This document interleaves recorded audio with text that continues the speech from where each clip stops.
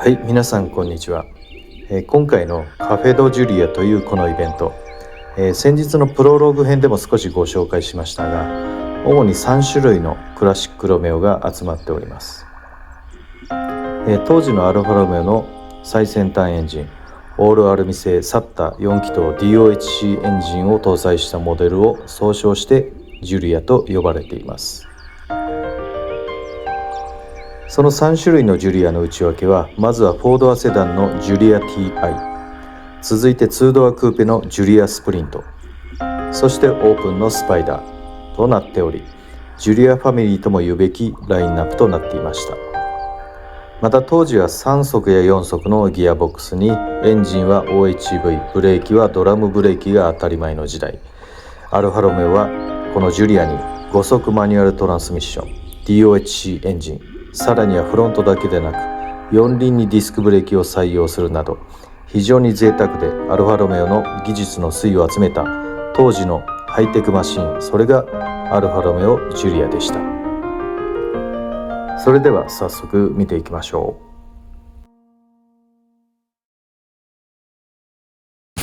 う。はい、まず最初にご紹介するジュリアはこちらの4ドアセダンのジュリアとなります。もともとアルファロメオは戦後ジュリエッタという小さなスポーツカーをデビューさせ、量産車メーカーとしての地位を確立させていましたが、当時は年間生産台数は1万5000台程度の中規模メーカーでした。しかし後にこのジュリアシリーズの大ヒットにより年間10万台規模にまで急成長を遂げます。この105系ですが、実は先代のジュリエッタの101系と中身は基本的に同じとなります。ちなみにジュリアとはイタリア語でお姉さんという意味で、ジュリエッタは元気な妹という意味になるそうです。話がそれましたが、このジュリアはスポーティーな走りを楽しむことができ、優れたファミリーサルーンとしても評価されており、50年の隔たりを持つ新旧ジュリア、デザインもサイズも大きく異なりますが、深い芯のところではつながりを感じさせてくれます。そしてこの最初のジュリアですが、口の悪い人に言わせると、愛情を込めてだと思いますが、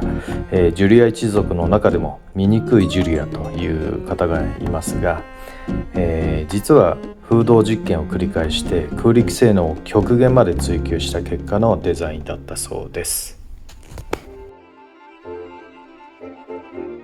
はい、続いてご紹介するクラシックロメオがこちらのベルリーナとなります。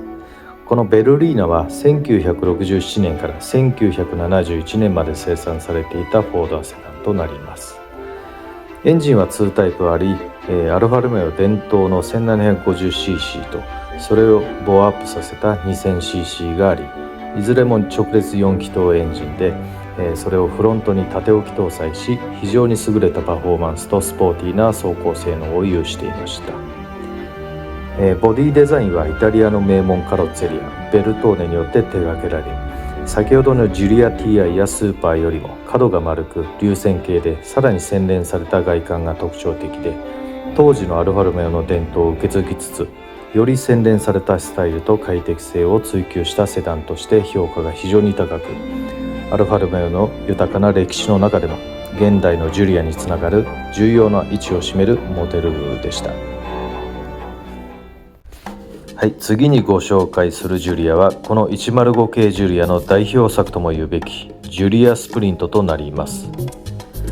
ジュリアスプリントは1962年から1978年まで生産されていたスポーツクーペとなり、アルファロメオの名車であり、そのスタイリッシュなデザインと優れた性能で知られています。このスプリントというモデルは当時のアルファロメオのスポーツカーレースでの成功を受け開発され、高い運動性能と優れたハンドリングを持っていました。エンジンは1300から 2000cc まで様々なバリエーションがあり、他のジュリアと同じ5速マニュアルトランスミッションでしたが、他のモデルより軽量で鋭い走りが可能となっています。そしてこの美しいボディラインと優れた走行性能により、世界中の自動車愛好家やスポーツカーファンから今でも高い評価を受けています。また様々なバリエーションや派生モデルが次々に登場し、アルファロメオの伝統を受け継ぐ名車として今でも長く愛されています。まずエクステリアですが、この滑らかなボディラインが特徴的で、その曲線美はスポーティーで洗練された外観を演出しています。フロントには他のジュリアと同様に4灯のヘッドライトが配置されており、後に2灯になりますが、他のジュリアよりも低いボンネットでスポーツカーらしいデザインでスプリントの顔つきを印象的にしています。グリルの中心にはアルファロメオを象徴する縦型のグリルが配置されていますが、その周りのグリルデザインは後述するグレードによっていくつか使い分けされています。ボディ全体のデザインとしては非常に短いオーバーハングと低いルーフラインがスポーティーでレーシーな外観を強調しています。またフェンダーの膨らみやホイールベースの短さもスポーツカーを際立たせています。各部の細かいディテールはクリーンでエレガントな装飾が施されており、細部にまでこだわりを感じます。内装も他のジュリアシリーズと同じく高級感がありながらもスポーツカーらしく、ドライバーファーストに各種計器類やスイッチ類が配置されており、走行に必要なものが全て手の届く位置に配置され、運転に集中できる設計となっていました。またその内装のデザインとしては木目調やメタルトリムが要所要所にあしらわれており、これがまた高級感とスポーティーさをアルファロメオらしくセンスよくデザインされています。シートもスポーツカーらしくサポート性はもちろんのこと、高級クーペとして快適性も確保できる設計となっています。ステアリングも特別なものが装備されており、操作性とスタイリッシュなデザインが両立されていました。これらの内装のデザインによりドライバーに対して走りのモチベーションを上げさせてくれていましたが、さらに加えてサッタ技師が設計した DOHC エンジンの鼓動は嫌顔にもアドレナリンを噴出させてくれます。かつてそのサッタ技師がインタビューにおいて次のように述べたそうです。アルファロメオは単なる自動車製造工場ではありません。アルファに向ける熱狂ぶりはある種の病気とも言えます。それは生き方そのものであり、自動車と向き合う方法としては極めて得意なものでしょう。アルファロメオはセンセーショナルで情熱的、その全てが心臓よりもむしろ脳を突き動かすようなものですと言われていたそうで、それが今に続くアルファロメオのパッションにつながっているのだと思います。前述の、このジュリアスプリントのラインナップとしては大まかには6種類に分かれるということで、以前別の動画でもご紹介しましたが、ある105オーナーさんからご説明いただきましたので、それを改めてご説明したいと思います。まず第一にジュリアスプリント GT1600、グリルがメッシュのみになるそうです。そしてジュリアスプリント GTV、この V というのが、ベローチェという意味になります。グリルが、3本のメッキラインが入ります。続いて GT1300 ジュニア、これはジュリアの中にあっても唯一ジュリアの名称がつかないジュリアになってまして、グリルが、1本のメッキラインが備わります。はい、次に異色のジュリアとしてジュリアスプリント GTC というのがありました。この GTC が登場した経緯としては、もともとこのジュリアの先代101型ジュリエッタというモデルがありましたが、このジュリエッタが1965年に生産中止になります。ジュリエッタのモデルの中に、スパイダーがありましたが、このジュリエッタ、晩年にはジュリアという名前に改名され、ジュリアスパイダーとして生産されていました。しかしその1965年の生産中止に伴って、スパイダーモデルがなくなってしまい、後の1966年にジュリアスパイダーが発売されますが、その空白の1年間を埋めるために、ジュリアクーペの屋根をカットしてジュリア GTC がオープンモデルの代役として存在していました。はい、続いて、ジュリアスプリント GTA ですね。で最後に GTA1300 ジュニア第2の GTA となります。他にもまだあるのかもしれませんが、他にもあるようでしたらコメントで教えていただければと思います。次次にご紹介するのはクラシックロメオの花形とも言うべきオープンモデルのスパイダーです。初代スパイダーは105系ジュリアをベースに開発され、1966年に発表。当初の社名は一般公募でネーミングされたデュエットと呼ばれていました。しかしその1年半後に現代でも続くスパイダーに改名されています。先ほども申し上げましたが、この初代スパイダー1966年にシリーズ1として発表されましたが、その後1969年にシリーズ2、1983年にシリーズ3、1989年にシリーズ4とアップデートを繰り返し、最終的に1993年まで実に27年間もの長きにわたり発売され、熟成を続けたモデルとなります。このスパイダーはこれまでご紹介してきたジュリアのセダンやクーペよりも比較的年代ごとの違いが分かりやすく、特に外観が大きく変わっています。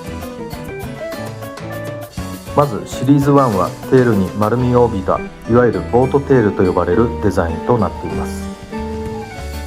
1966年に発表されましたが、翌年の1967年、つまりこのスパイダーが登場してすぐにダスティン・ホフマン主演の映画「卒業」に登場し、一躍有名になりました。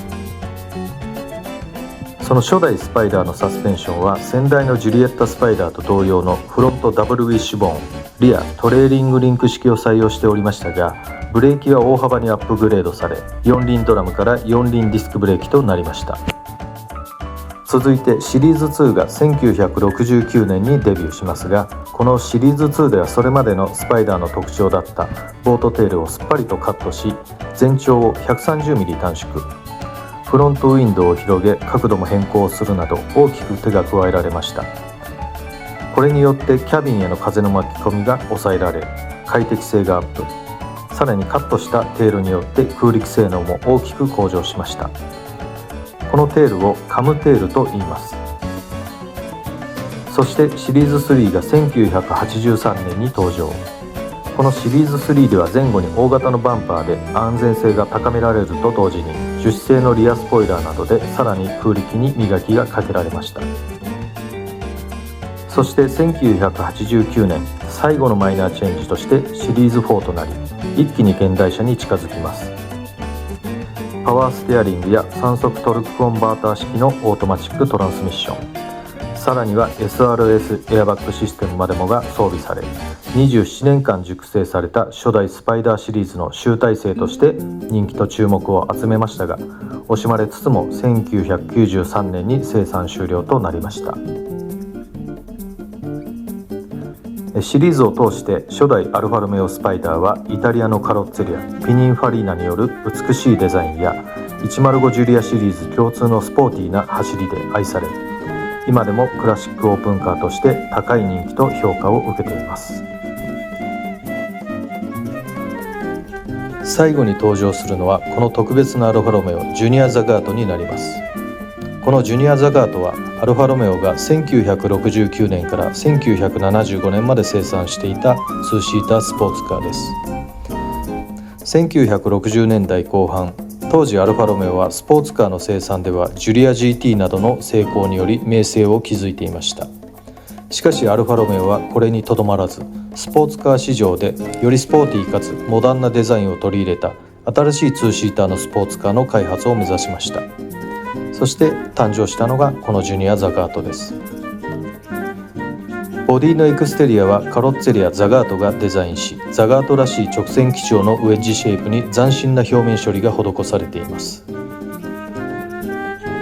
ジュリア GT 系のスペシャルモデルとして1969年のトリノモーターショーでデビューしたこのジュニアザガートは、レース出場を目的としない純粋なロードカーとして設計され、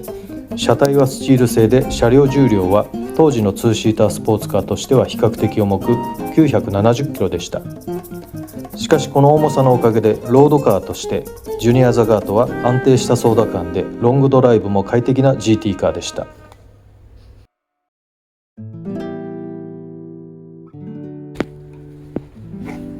はい、今回のイベントカフェドジュリアに参加した車両の中でひときわ異彩を放っていたスペシャルカーを本当の最後にご紹介します。社名はアルファロメオクワトロルオーテザガートです。この一見1930年代のロメオに見えますが、実は中身は105系のコンポーネンツを用いており、生産も1965年から1967年と105系ジュリアと同世代のロメオとなります。しかし当時としてもクラシカルなデザインとなっており、一体どういうことかというと、当時のイタリアの自動車雑誌であるクワトロルオーテの提案に基づき、アルファロメオとカロッツェリア・ザガートがタッグを組み、伝説の名車アルファロメオ 6C グランスポルトの復刻版としてザガートが当時の 6C の設計図をもとに開発した車両です。しかしただの復刻版ではなく、当時の105系ジュリアの最新技術を用い、車としての性能も格段にアップさせていました。生産は前述の通り2年間でしたが、その生産台数はわずか92台と非常に希少な車両ですが、さらにその中でもこの右ハンドル仕様はたったの2台しか生産されなかった幻の特注モデルとも言われています。はい、以上で105-115系クラシックロメオの祭典カフェドジュリアの本編を終わりたいと思います。以前別の動画でもお話ししましたが、やはりアルファロメオオーナーさんというのは皆さん本当に明るくて気さくで、話好きの方が非常に多く、質問をするといろいろとお話をしてくださったり、教えてくださったり、丸一日非常に楽しませていただきました。はい、次回の動画は私と、友人であるマニーさん、クラシックロメオに対して全くのど素人の2人がトンチンカンなことばっかり言ってる様子をほぼノーカットで公開してみようと思います。それではまた次回もよろしくお願いします。